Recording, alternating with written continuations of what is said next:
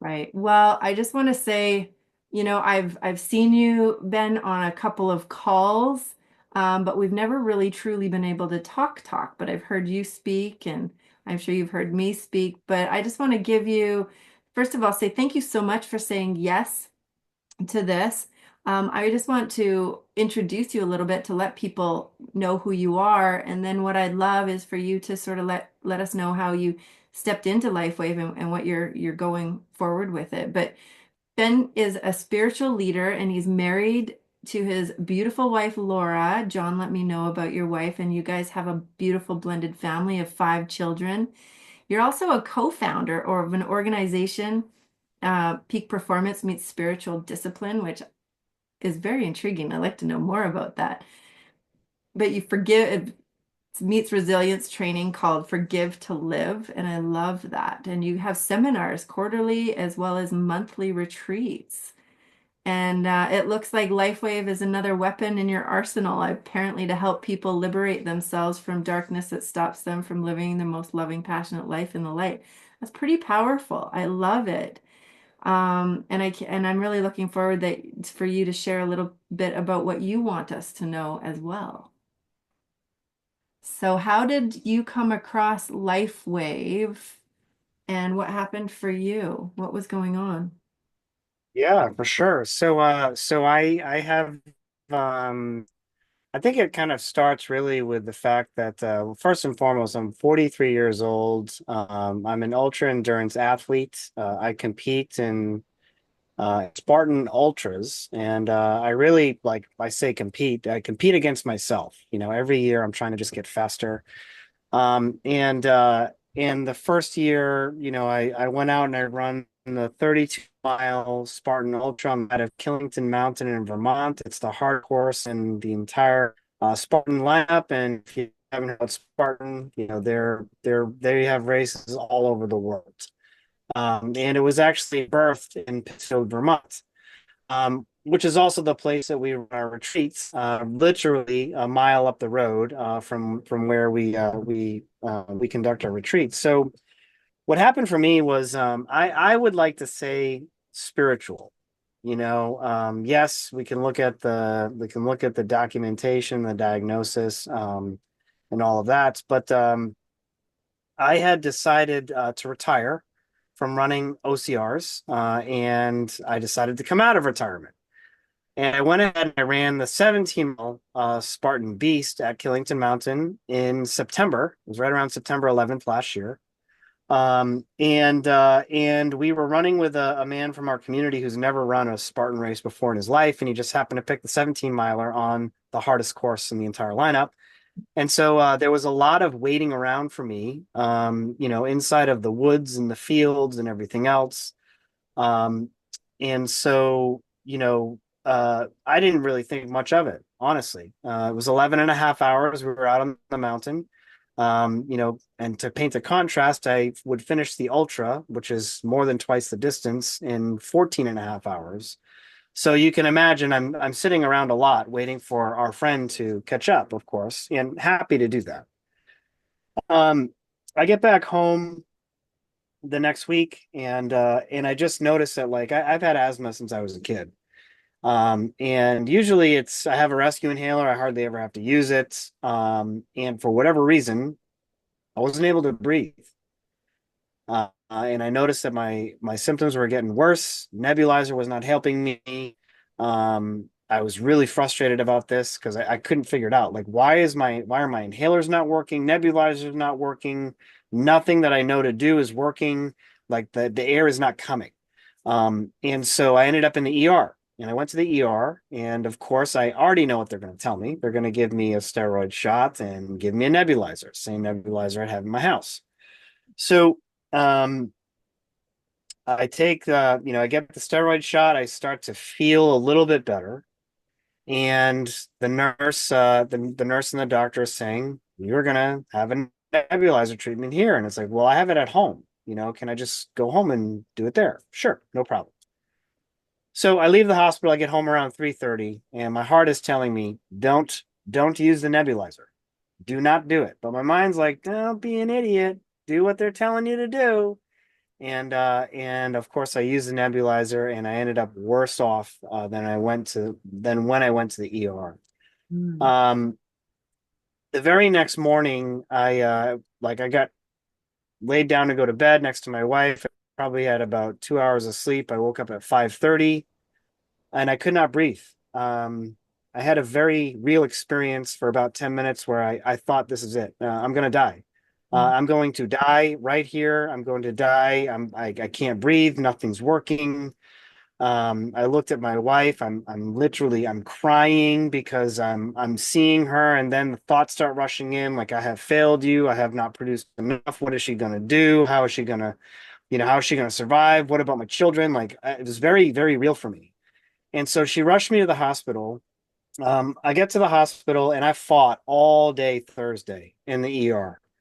And I mean, the pulmonologist came in. He opened up my Johnny about halfway through. I had so many angels that visited me that day, which I don't want to make the story too long. But the pulmonologist came in about, yeah, middle of the afternoon, and he was talking to my wife, and he said, "Look at his back muscles. Like, eventually he's going to run out of gas in the tank, and his muscles, these muscles are not supposed to be moving for him to breathe. I've got the ICU ready. We're prepared to get him on, intubated." And like, they were going to head down this course of, like, I was going to be in the ICU. Um, Something happened. I had a nurse come through, and she gave me a machine that was forcing air into my lungs. Okay, so that was the setup. I then was admitted that night to the hospital, and I was admitted for 7 days. I've never been admitted to the hospital in my life. Like, this is not something that I'm used to. I'm mad at myself. I'm an ultra endurance athlete. How the hell is this happening? All this stuff. And I get a message from John, and John and I have walked together in circles previously. I mean, we've been through the trenches in the past and other coaching programs. And John is not a man that I've ever in my life have said no to. I don't know what it is about John. Just like, he shows up, I trust him, and he says, I'm coming to see you in the hospital. And he's like, I have to give you something. And I'm like, okay. I'm like, what? Like, what? You live 2.5 hours away. You're gonna drive to freaking Massachusetts to give me something? Like, what are you bringing? He's like, I got these patches. Patches? Like, what do you mean patches? Um, and when John walked in the room, I kind of did a double take, first of all, because I had not seen him. Actually, it was 7 years. And I'm like, I don't remember him looking this great. Like, we would joke about it. And sorry, John, not throwing you under the bus here, but like 7 years ago, we'd joke about, he's not the fitness guy. Like, the idea of going up and down a mountain, no, that is not him. And he sits down, and he's telling me these amazing stories of hiking, out with his son. His son's like a ranger out in, Colorado, Utah area, and he's going on all these hikes, and like, he's passing people who are like gassed and like passing out these patches and all this stuff. And then he started talking about the company.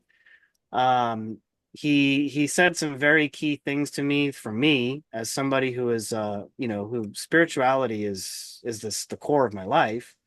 He said some things about David Smith and, the founding of the technology, um, that really connected with me. And then I think he showed me probably 2 minutes of David Smith talking. I mean, within 10 seconds, I'm trained to know, when somebody is being authentically themselves, i.e., connected to their heart, connected to their soul, speaking light. And within 20 seconds, I knew, like, this guy is real. Mhm. I'm skeptical about this whole thing. This is not something I've ever heard of.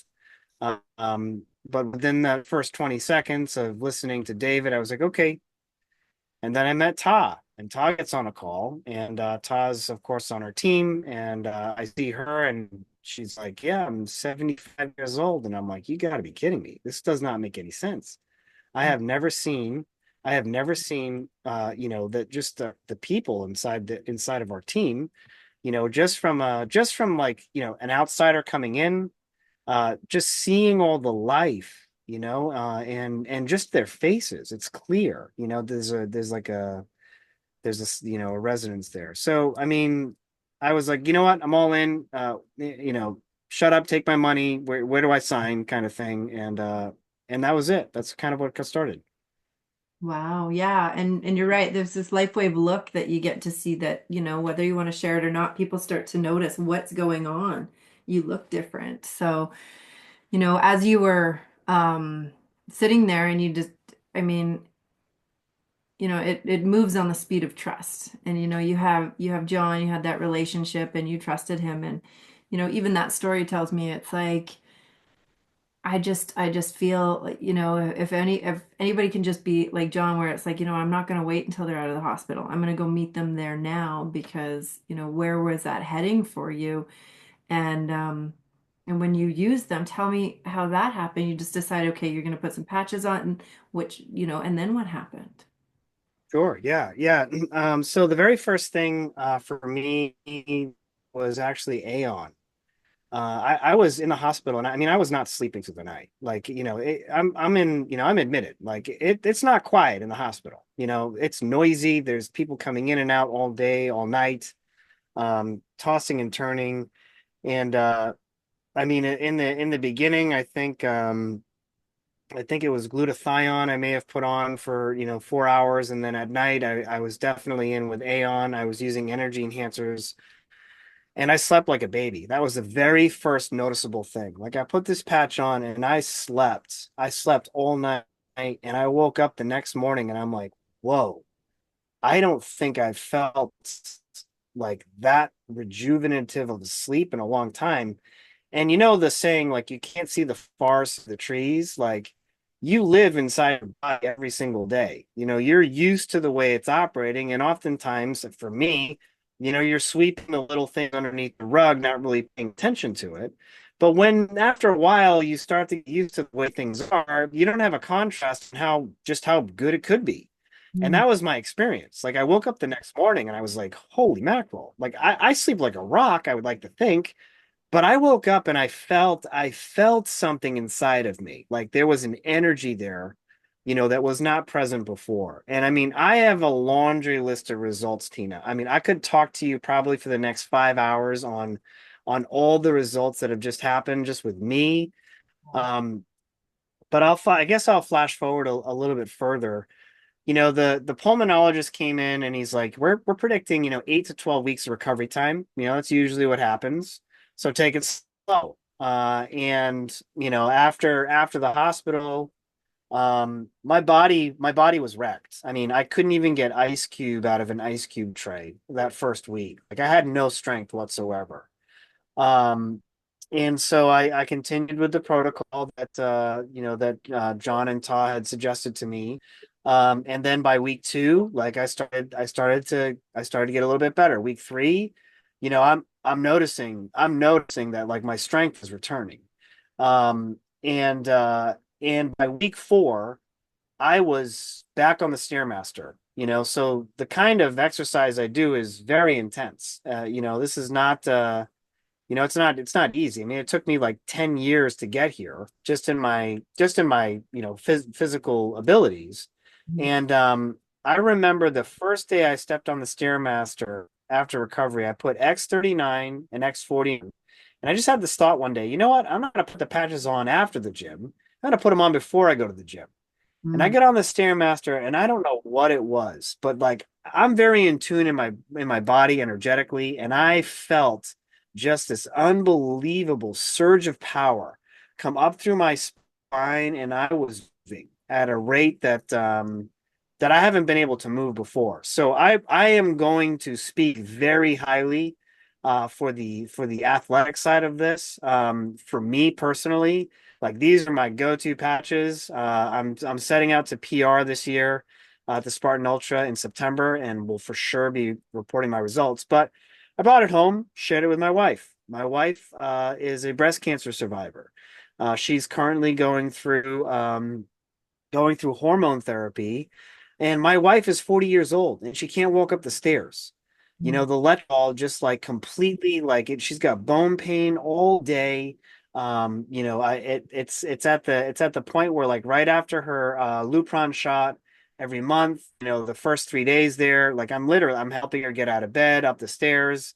There's osteopenia they're worried about, and like all 9 yards. She's got hip pain, shoulder pain, and all this stuff. Um, and uh, and so I was like, you know what? I have all these ice wave patches here. Let's try that. And so we started helping her with LifeWave. And I will tell you, it reduced her discomfort, like gone, gone. I mean, it went from like her hip discomfort gone. She's like, my shoulder discomfort gone, and then her neck started hurting. I was like, wow, that's crazy. She's like, I don't get it. Like my hip and my shoulder's gone. I'm like, just how it works. So we started working on her neck discomfort gone, right? Like I'm just like, okay. So then I share it with my business partner, Maria, who's 60 years old and Forgive to Live. And she's thinking about knee replacement. And she uses Ice Wave on her knees. And then, like, we're getting messages like, this is unbelievable. I can't believe this. Like, I am going up and down the stairs like you wouldn't believe. And she couldn't believe it, just beside herself. She's my third mom, by the way. I talk about her a lot.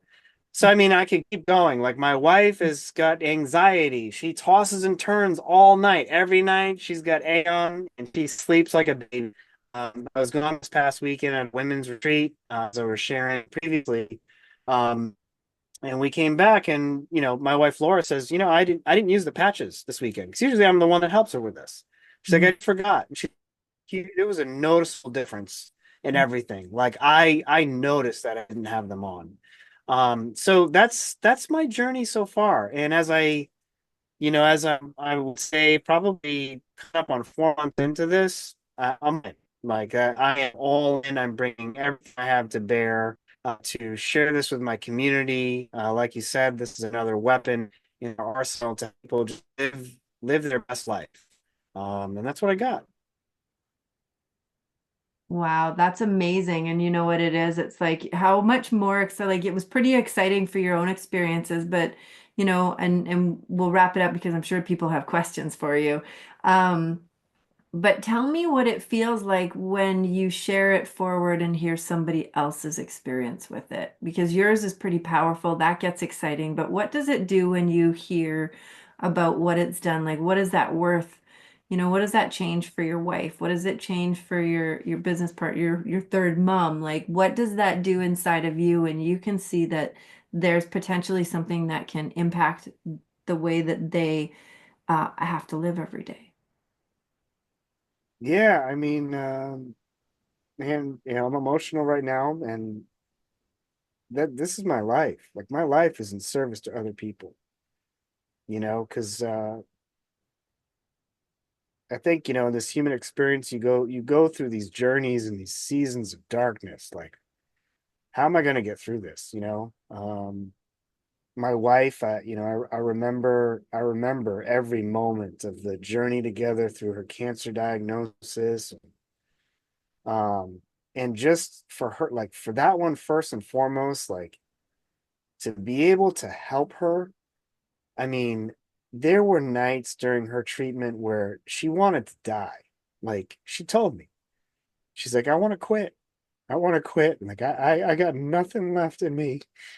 And to lay next to that, the woman you love, and to hear that, to know that there is nothing I can do, like to help her right now, except just love her through it. That's something that I'm not going to stop sharing because if I can help somebody get through that kind of experience and at least ease their burden a little bit, that's the first stage for me. And then, I mean, it's just awesome to hear the light that people discover. I mean, it's in the brand. Like the brand is so aligned with what I'm doing. I mean, it's like we're all about finding the light inside. And it's like, look, you got these patches, you put the light like right here. And the thing I wanted to mention, I haven't mentioned yet too, is I have been praying for this for like the last 2 years. Mm. Seriously. Like I've been asking God, please send me something, that's going to help us financially, that's going to fit into what I'm doing. Cause I've had multiple business at once as an entrepreneur, like that is not fun. My focus is Forgive to Live. I don't have anything outside of this, but this fits in so nicely with what we're already doing.